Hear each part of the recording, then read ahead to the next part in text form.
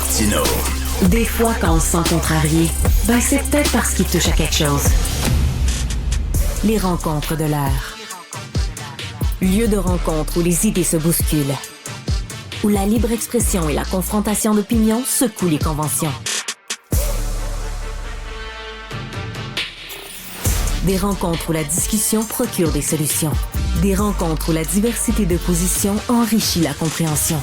Les rencontres de l'art.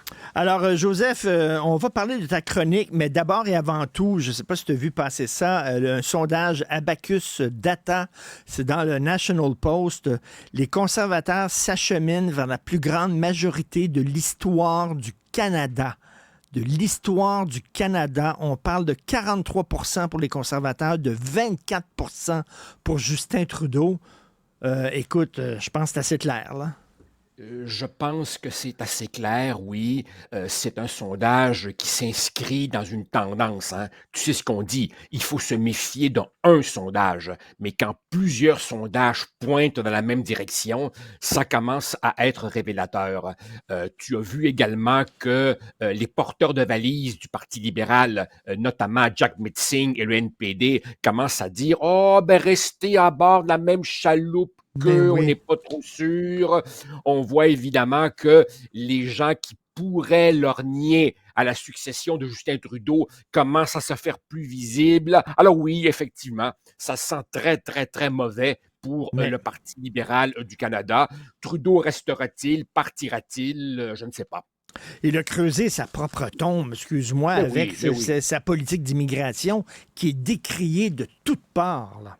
Sa politique est décriée par la gauche, la droite, le centre, tous les experts des banques canadiennes qui habituellement choisissent leurs mots et qui là, évidemment, disent ce sont des augmentations qu'on n'a tout simplement pas la capacité d'intégrer dans un contexte où il y a déjà une crise du logement, une crise de l'accessibilité à la santé, une pénurie de professeurs et ainsi de suite. Mais cet homme semble tenter une expérience. Il est comme le savant fou. Et c'est le propre, Richard, c'est le propre des fanatiques. On en a parlé 1000 fois. Ils ne laissent pas la réalité venir encombrer leurs fantasmes. Il est dans l'idéologie totalement... l'Université Concordia, que j'ai fréquenté. Hein.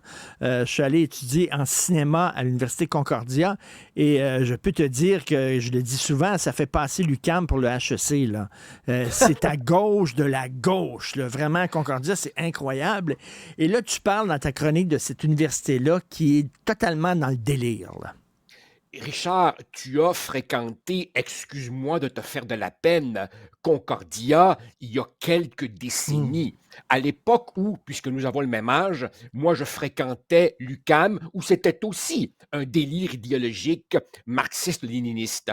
Les choses ont depuis empiré, je pense, oui. Là, on est vraiment dans la folie décoloniale. Et Richard, les exemples que je donne, et ce n'est qu'un florilège, un aperçu, tu comprends que j'ai des collègues qui m'alimentent, qui me disent « Hey, check ça », c'est si fou qu'on pourrait choisir d'en rire.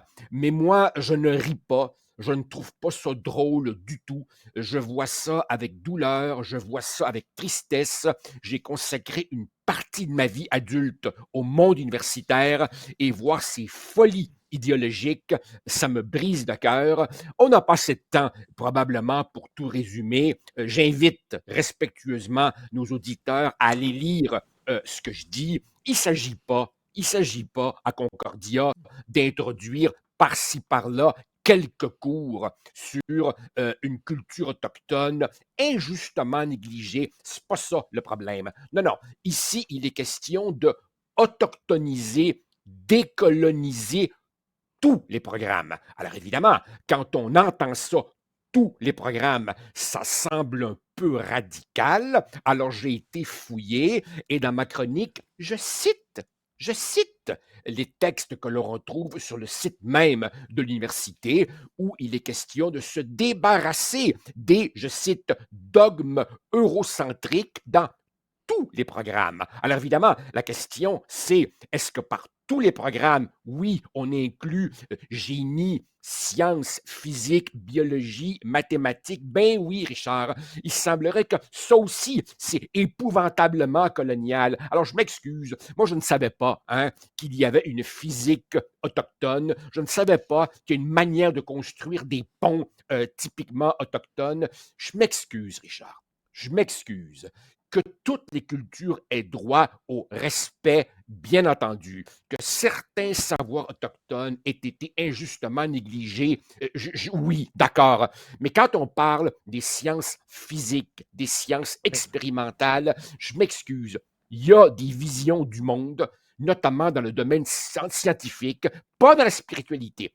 Il y a des visions du monde dans le domaine scientifique qui sont supérieures tout simplement par les résultats qu'elles produisent, tout simplement parce qu'elles sont basées sur un rapport au réel fondé sur l'expérimentation qui produit des résultats valides, des résultats que l'on peut reproduire en laboratoire. On appelle ça l'empirisme, on appelle ça la méthode déductive et expérimentale. Et là, évidemment, on nous parle de science occidentale. Richard, c'est n'importe quoi. Je m'excuse. La physique, elle s'est surtout construite en Occident. Je veux bien, mais E égale MC2 est une loi universellement valide sous toutes les latitudes. C'est quoi ces niaiseries-là?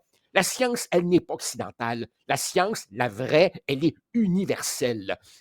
Et la science, elle n'est pas blanche, parce que je suis tombé, moi Mais aussi, non, sur un rapport du recteur de l'Université Concordia, un rapport qui montrait toutes les mesures que l'université a prises pour lutter contre le racisme anti-noir.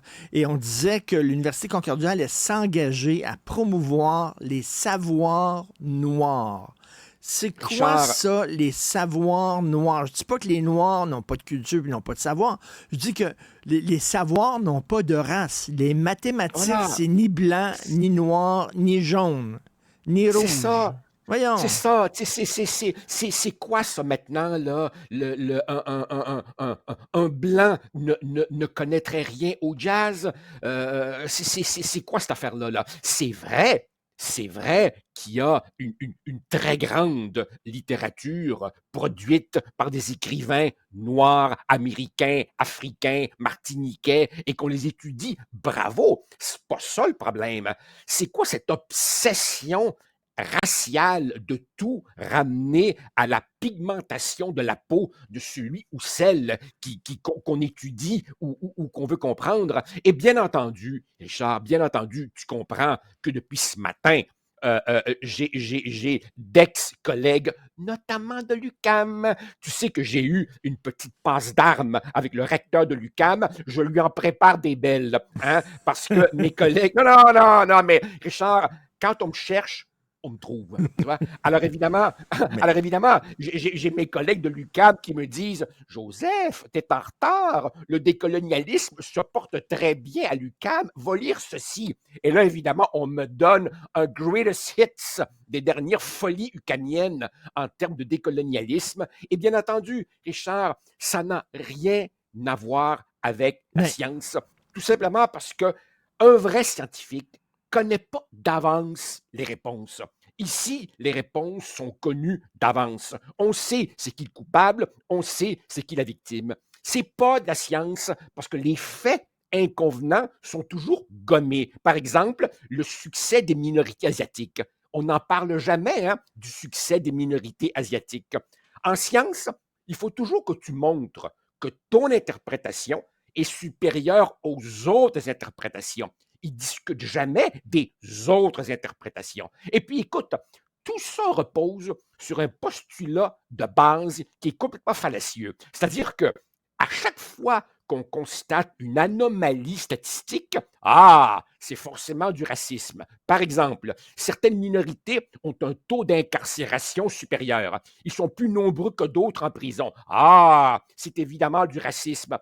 Ça se pourrait-tu que c'est juste parce qu'il s'y commet plus de crimes? Tu sais, le corps professoral, par exemple, est très blanc. Oh, c'est épouvantable, discrimination. Ça se pourrait tout simplement que c'est parce que pour être prof, il faut de longues études et dans certaines communautés, on décourage les formations longues. C'est de la bouillie Regarde, pour les regarde. chats biologiques. Joseph, pour te prouver que je suis un gars ouvert et non Vas-y. fermé, contrairement à ce que T'as les pas gens besoin de pensent. t'as pas besoin de me prouver ça, Richard.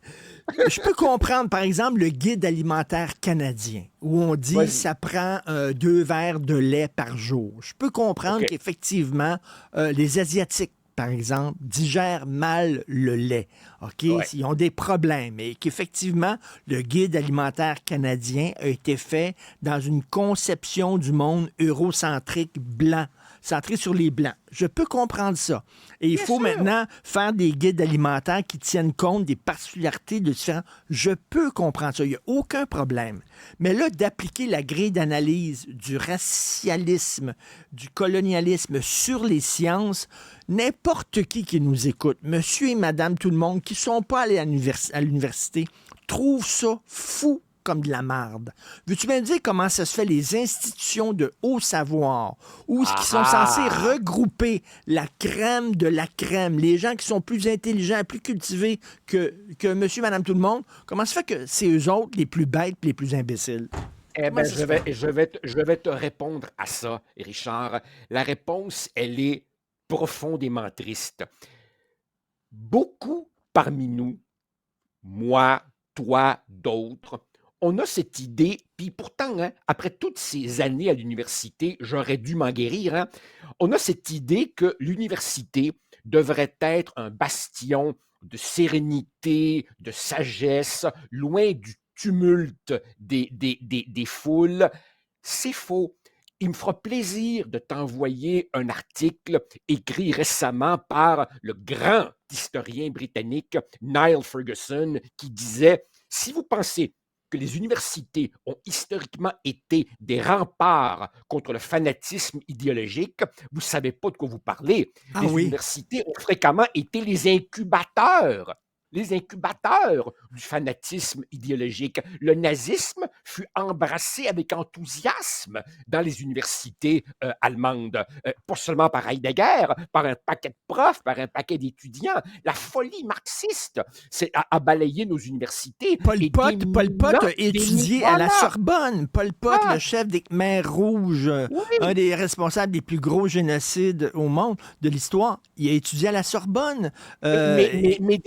Des tas d'universitaires éminents disaient, oh, le goulag, le massacre des Khmers rouges, on ne fait pas d'omelette sans casser des œufs, et minimisaient, banalisaient des atrocités qui étaient parfaitement connues et documentées. Autrement dit, Richard, le bon sens, la sagesse, le rapport sain au réel n'est pas du tout en corrélation avec le niveau d'éducation. Tu peux avoir 42 doctorats et être complètement capoté. As-tu déjà essayé de lire du Heidegger, toi? Oui, OK? oui, oui, non, mais Non, le ça me dépasse Heidegger, là, complètement, là. c'est quelqu'un suprêmement intelligent, Ouais. hyper nazi. Il a Ben, écrit, c'est ça. il a écrit des textes. Lui, c'était un nazi, vraiment. Ben là, et bien entendu, les universités sont en train de perdre de vue qu'elles doivent évidemment former des citoyens qui devront exercer des responsabilités dans d'autres domaines de la société. Et imagine tous ces jeunes à qui on aura lavé le cerveau quand ils vont débarquer dans les entreprises, dans les salles de rédaction des médias, etc. D'ailleurs, c'est déjà le cas, puis tu vois bien ce que ça donne. Et puis aussi, on oublie qu'il faut les outiller de compétences pour le marché. C'est quoi ça comme compétence pour le marché dans une faculté de génie où tu es supposé apprendre à construire des ponts puis des routes, Mais, d'apprendre ces niaiseries-là.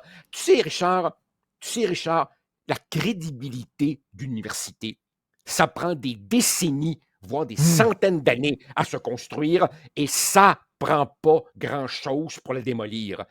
Toi et moi, on fréquente les médias américains. Tu as vu, la volée de bois vert que subit Harvard depuis l'affaire Claudine Gay. Pour moi, là, pour un petit cul comme moi qui n'a jamais pu prétendre à ces sommets universitaires, pour moi, Harvard puis la Ivy League, c'était le Saint Graal. Tu sais, avec les notes que j'avais, je ne pouvais même pas m'approcher de ça. Puis je regarde aujourd'hui ce naufrage et ça me Et brise. c'est pour ça, ça te brise le cœur, sais-tu pourquoi? Et tu trouves pas ça drôle? Parce que ça nourrit aussi l'anti-intellectualisme, ça. Évidemment, Ça nourrit, puis on n'est évidemment. pas des anti-intellectualistes. J'adore lire les penseurs, je trouve ça extraordinaire. On a l'air d'une gang d'anti-intellectuels, c'est pas ça, mais à un moment donné, ils sont tellement débiles, des fois, C'est ça. C'est ça. que, tu sais, on C'est en ça. vient à... Ah ouais, tu sais, regarde par exemple les gens qui votent Donald Trump. Tu sais, beaucoup de gens voient les défauts du bonhomme, le voient pour la crapule qu'il est. Mais il y a un agacement, un ras-le-bol envers toute cette élite intellectuelle condescendante que finalement, voter pour un candidat toxique est une façon de faire un doigt d'honneur à ces folies-là. Tu sais. Et là, Richard, ne me demande pas, je t'en supplie, par où commencer la nécessaire opération de décontamination dans nos universités, parce que je ne saurais pas quoi te répondre. Je ne saurais pas quoi te répondre. Alors, ton texte s'intitule Une épidémie fait rage à Concordia et j'ai hâte de lire la suite, Une épidémie fait rage à l'UQAM. Là, ça va te prendre la page, ça va te prendre la page au complet ou plusieurs Oui, chroniques mais il y a, d'affilée. non, mais il y a l'U2M, il y a Ah McGill, oui. il y a tous les autres, là. Je veux dire, c'est un fléau généralisé. Enfin, Malheureusement. Merci, Joseph. À demain. Bonne journée. je te remercie. Au revoir.